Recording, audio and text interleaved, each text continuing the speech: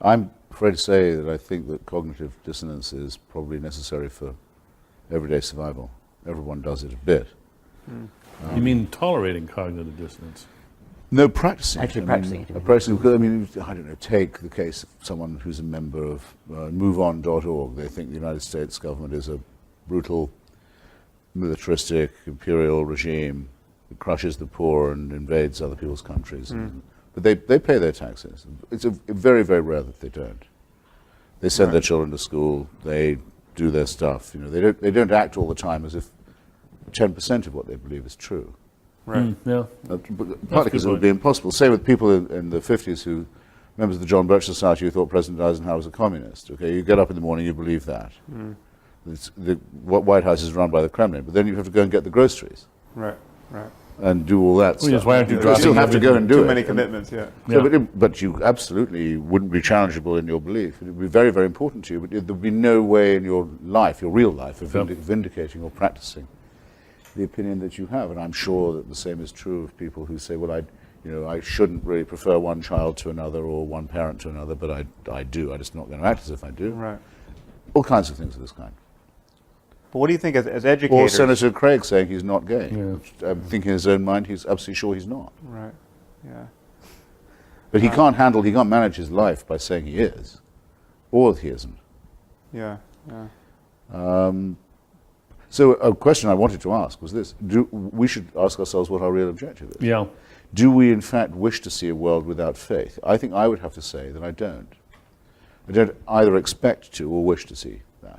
What do you mean by faith? I don't think it's possible because it replicates so fast, faith, as often as it's cut down or superseded or discredited. It replicates, it seems to me, extraordinarily fast, I think for Freudian reasons, principally to do with the fear of extinction. So you mean faith in supernatural paradigms? Wish. But why would you not wish it? Wish thinking. And then the other thing is, would I want this argument to come to an end?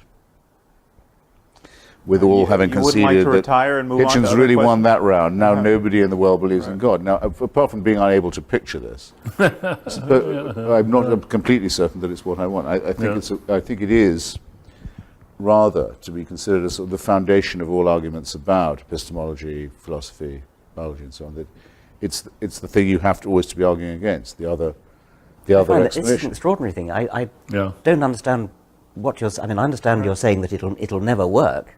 But I don't understand why you wouldn't wish it. Because I think, as a bit like the argument of the argument between, Huxley and Darwin. Huxley and Wilberforce, or Darrow and William Jennings Bryan. I want it to go on. Because it's interesting. I want our side to get more refined and theirs to be ever more exposed. But I can't see it with one hand clapping. You don't want it to go on with the jihadists. I mean, there's a certain face of this. No, but I don't have a difference of opinion with the jihadists. Well, you do in terms of the legitimacy of their project. No, not really. No, there's nothing to argue about with them. I mean, there's a simple matter of survival. I want them to be extirpated. Or then move it down to the people who are blocking stem cell research. That is a purely primate response with me. They're recognizing the need to destroy an enemy in order to assure my own survival. I've no interest at all in what they think. But it sounds like your really, we haven't still come to your question about Islam, but no interest at all in what they think. Only interested in refining methods of destroying them. Okay. In other words, you've simply given up. A task in which, by the way, one gets very little secular support. Yes, most atheists don't want this fight. Yeah. The most important one is the one they want to shirk. They'd far rather go off and dump on Billy Graham. Well, because on that they know that they can't. There's no danger. I think that because we find the idea of exterminating these people just abhorrent, and we think that besides it will. No, I said breed them extirpating. Extirpate. Yes. Complete destruction of the jihadist forces. Extermination, I think, has to be applied more as a species or to. No, but Christopher, going back to your thing about, it sounds as though you like argument, you like having. It's almost the theatre of having an intellectual argument, which would be lost. Well, I would rather say the dialectic, actually, Richard. In other words, one learns from arguing with other people. Yes. And I think all of us around this table have probably enhanced or improved our own capacities as reasoners. Yes, in but, this, but I in mean, this there are plenty of context. other things to reason about. Having won the battle against religion, we can go back to science or whatever it is we practice, and we can argue and reason about that. And there's plenty of arguments, that really worthwhile arguments. But it'll always be the case that some will attribute their presence here to the laws of biology, and others will attribute their presence here to a divine plan that has a scheme for them. Well, that's and you can tell a lot, in my view, about people from which view they take. And as we all know, only one of those views makes sense. But how do we know that? Because we have to contrast it with the opposite one. But let me make an which is analogy here, though. not going to disappear. Because you could have said the same thing about witchcraft at some point in recent history. You could say that every culture has had a belief in witches, a belief in the efficacy of magic spells. Witchcraft is ubiquitous, and we're never going to get rid of it, and we're fools to try. Or we can try only as a matter of dialectic. But witchcraft is going to be with us. Well, and yet witchcraft has almost without exception. I mean, you can find certain communities not where... at all. Not at all. No, I mean, real witchcraft. Not witchcraft as is in this completely religious ineradicable. It spreads like weed, often under animist and Christian. No, I don't mean not in the Western world. I mean frank witchcraft. Witchcraft of the evil eye, and instead of medicine, you have. You think you've got rid of that? I think we've got. Fundamentally, we've got rid of that. Yes. In any case, don't you want to get rid of it? I mean, not at all. There's currently a campaign to get Wiccans registered to be buried in Arlington Cemetery. Well, but Wiccans are to witchcraft as Unitarians are. Right. They're not real. I'm talking about. I'm talking about a willingness to kill your neighbor because you think that there is some causal mechanism by which they, through their evil intent, could have destroyed your crops psychically. Or cast an evil eye upon your... I mean, it comes in ignorance of medical science. I mean, you don't know why people get sick, and you suspect your neighbor of ill intent, and then witchcraft fills the void there. No, one wouldn't say in such a case that one wished to be... one didn't wish to be without it. That we've lost something interesting to we argue are with. effectively... I mean, we're not dealing with the claims of witches intruding upon medical... Don't go to alternative medicine and acupuncture here. I'm talking about real witchcraft. Well, I was about witchcraft. to do that very thing. Yeah. And the Washington Post publishes horoscopes every day. Astrology is yet another matter. But astrology is a Let's take a milder pale... Astrology is not going to be eradicated. But it doesn't need to be eradicated. No, but you're confusing whether it's going to be eradicated and whether you want it to be eradicated. And it sounds as though you don't want it to be eradicated because you want something to argue against and something to sharpen your wits up. I think that is, in fact, what I...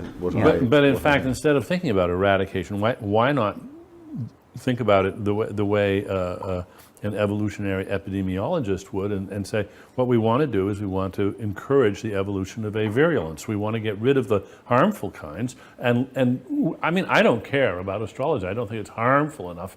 I mean, it was a little scary when Reagan was reportedly using astrology to make decisions.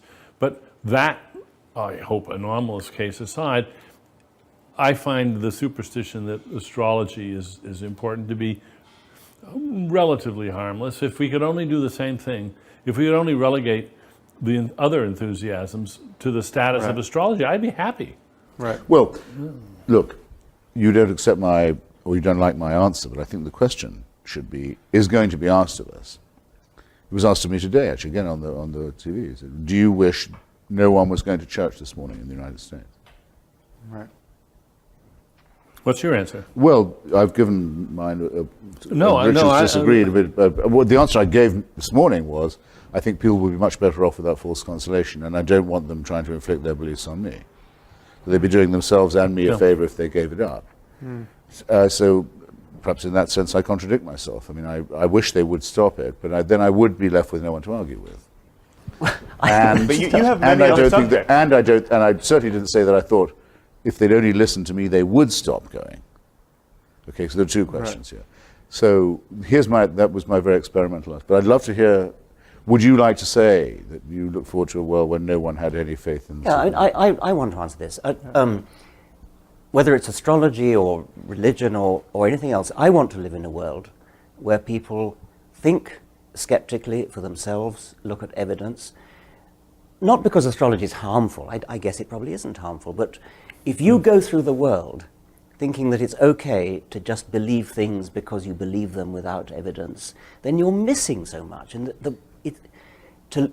it's such a wonderful experience to live in the world and understand why you're living in the world and understand what makes it work, understand about the real stars, understand about astronomy, that it's an impoverishing thing to be reduced to the pettiness of astrology. And I think you can say the same of religion. The universe is a grand, beautiful, wonderful place. And it's petty and parochial and cheapening to believe in jinns and supernatural creators and supernatural interferers. I think you could make an aesthetic case that we want to get rid of it. Fine. I could not possibly agree with you more.